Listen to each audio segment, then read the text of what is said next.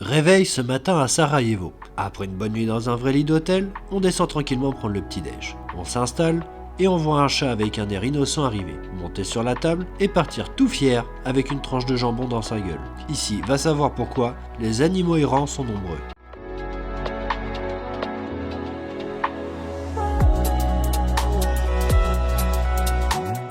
Allez, on se met en route. On passe une dernière fois dans les artères principales de la capitale et on prend la direction de Mostar. La trace nous fait passer par des quartiers de Sarajevo qui n'étaient pas prévus au début. Au final, on rejoint la route principale.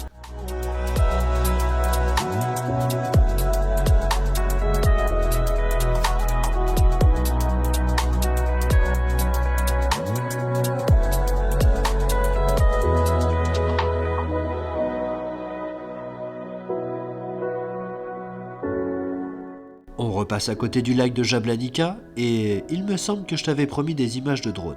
Tiens, regarde.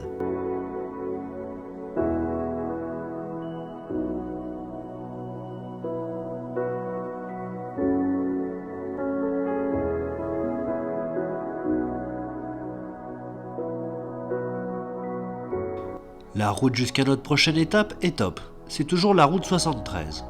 En venant de Sarajevo, tu descends la montagne. La route est large et les tournants s'enchaînent plutôt bien. Il faut faire attention au contrôle radar. La police du pays n'a pas très bonne réputation et la pratique des bakchiches est très répandue. Pour l'instant, on n'est pas embêté avec ça. Espérons que ça dure.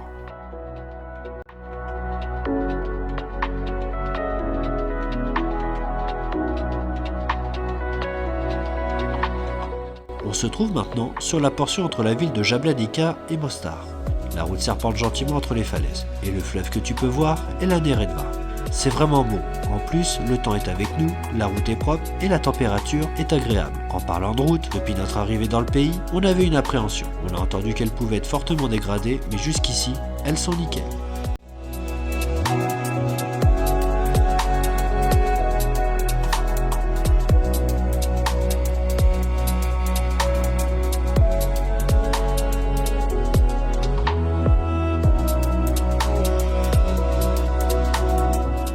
En sortant des gorges, nous arrivons sur une plaine, et d'un seul coup, la température monte largement au-dessus des 30 degrés.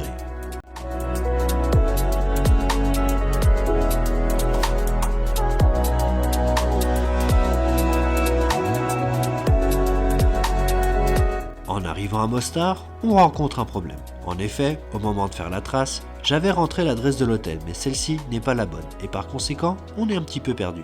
On trouve une station essence et on arrive à avoir du réseau Wi-Fi.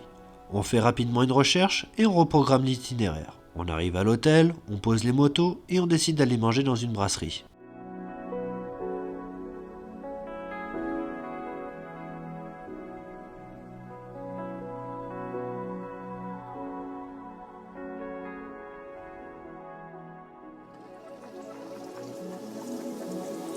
Une fois rassasié, on part visiter le centre de la ville. On commence avec les abords d'une mosquée, puis nous trouvons un marché avec des producteurs de miel.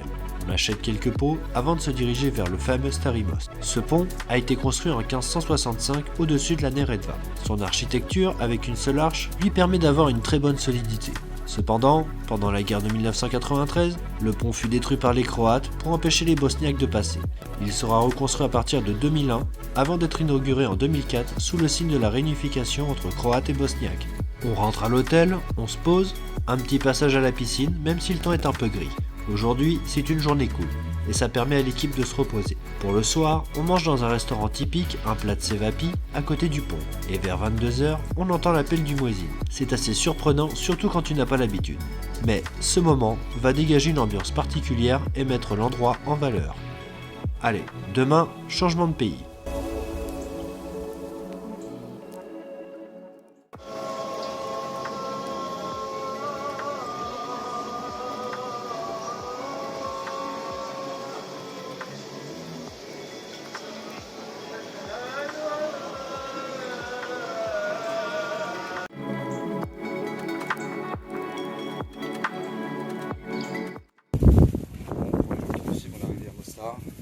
C'est pas du tout ce qu'on s'imaginait en fait. C'est une ville où il y a encore des restants de guerre. Concrètement, il y a encore des ogives. Le contexte politique est vraiment vraiment chaud. Il y a encore des restants de guerre, faut être clair. Là, l'hôtel nous ont dit 16h30, à 17h, il faut qu'on soit rentré. Là, il y a couvre-feu. Donc, on a acheté un pot de miel, une bouteille de liqueur, on s'est cassé parce que là, on rentre. Hein.